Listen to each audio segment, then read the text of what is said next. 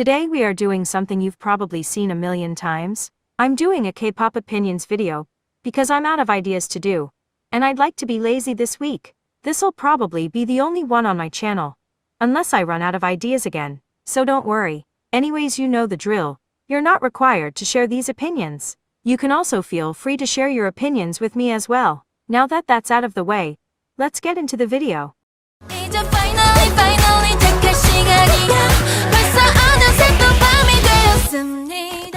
This opinion mainly stems from the fact that I'm just now realizing people are still hating on Nicki cause of his island days. And it got me thinking, in every survival show there is always going to be someone who seems more determined than others. As long as they aren't jerks to the other contestants, it's normal for them to act out in situations like these, especially if they're children. Nicki was acting like a human, and he definitely wasn't the only one that did selfish things.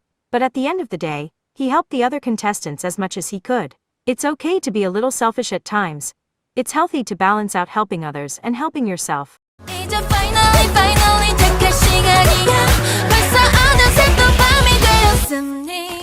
This is a continuation of the last opinion, but idols are human too. It's sad that when they show basic human behavior they are ridiculed for it. Fans have gotten so used to seeing their idols being programmed to be perfect, that when they act human it's the end of the world. Not to mention, in the long run idols want to be nothing less than perfect. This entire perfection thing is unhealthy, for both the idols and the fans. Especially when fans can't seem to grasp the thought of their favorites doing something genuinely messed up or illegal.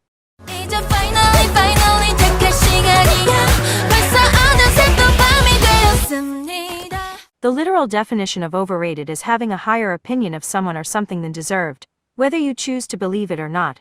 Groups like BTS and Blackpink are deserving of their fame. Nugu groups are no more deserving than mainstream groups. Every single idol in K-pop worked their asses off just to debut. Then they had to work even harder once they have debuted. They deserve it.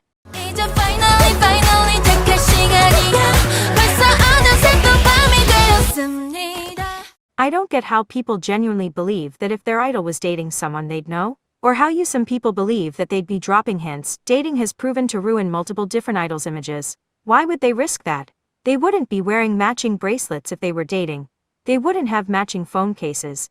They wouldn't match anything. There are multiple relationships that were real and no one expected. Jennie and GD, for example. It's not necessarily confirmed, but with the chances that it is real, where the hell was their matching couple's bracelet? Exactly. Idols aren't stupid, they know how to hide things.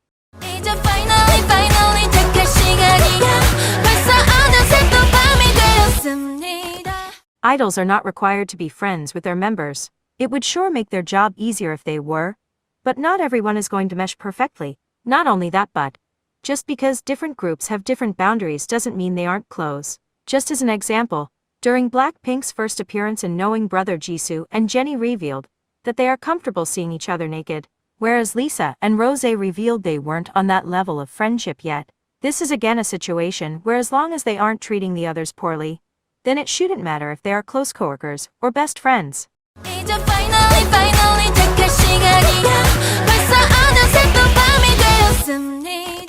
I didn't know how to word this. What I'm talking about is smoking, drinking, or substance abuse. Yes, it's their body, and they choose what goes in it. I'm not gonna stop supporting an idol cause they smoked one cigarette. That's just plain stupid. But some people think that I have to stop thinking it's gross cause they're grown. No, I don't care if they're grown. I'll openly state my opinion, minor or not. Cigarettes are gross. I won't hate them for it, nor do I want their career to be ruined for it. As I stated before, it's their body. Also, when I say smoking, I'm strictly talking about cigarette and only cigarettes. Unauthorized possession of weed is illegal in Korea. Therefore idols shouldn't have it. No ifs, ands or buts about it. Americans might think it's stupid cause a good portion of our population are stoners. But Korea is really strict on things like this. And if you are going to work in Korea, you have to follow Korean laws. I just had to say it cause some people don't know that. Like newer fans.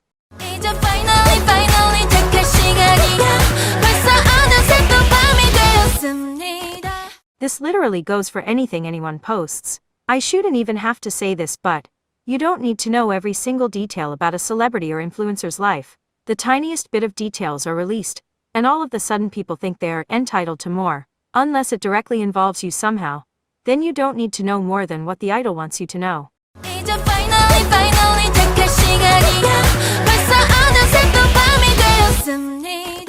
I'm not talking about the 18+ ones. Those are just wrong. But some are completely made up, take place in an alternate universe, and the idols' personalities are so over-exaggerated that it's basically a different person altogether. If you just changed the names of the idols that take place in the fanfic, you'd have a normal book. The way some people talk about fanfics makes it seem like it's hard to find an author that respects the boundaries of said idols. In reality it isn't.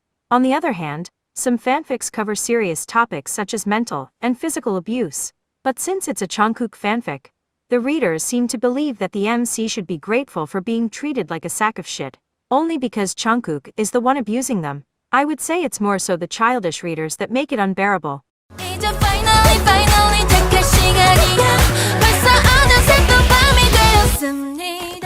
This is coming from a very pessimistic person. Literally anything could be revealed or released and the fandom immediately starts to talk about what's wrong with it. A group releases a new song, it could be the first one in a year, and all the comments are about how a certain member didn't get as much lines or screen time as they wanted.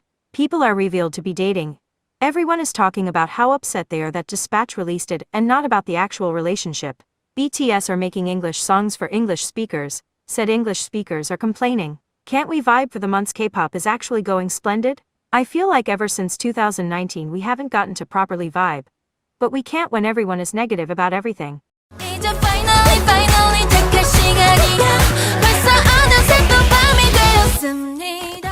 I get not wanting your favorite group to disband, but for some reason I remember their contract being extended once already. I don't know if that's right, but still. You could have raised money in their name to donate to charity as a goodbye gift or anything else. I think it's also borderline insensitive in multiple ways. Firstly, all 12 of them would obviously be upset. If that money would have worked, they would have gotten worked up for nothing, and have to go through the same feelings again in couple months. Secondly, there were trainees waiting for IZ*ONE's disbandment, just so they could debut. Again, if the money would have worked then their debut would have been pushed back even further, and those trainees would have been forced to wait even longer. I don't know about you, but I'd be upset to have to wait for someone that's guaranteed to be the center of attention for the first year after our debut. Thirdly, they got so much hate in IZ*ONE for something that wasn't even their fault. I know that's inevitable, but still, I doubt they knew about the possibility of the voting fraud, and having antis constantly hate them for it, and make it known that certain members shouldn't be in the final lineup, was causing a lot of mental stress. I don't know, maybe I'm just being stupid. Well, that's it. Remember that you don't have to agree with any of these. I might not even agree with them in a couple months. Anyways, I hoped you enjoyed the video. Have a good day.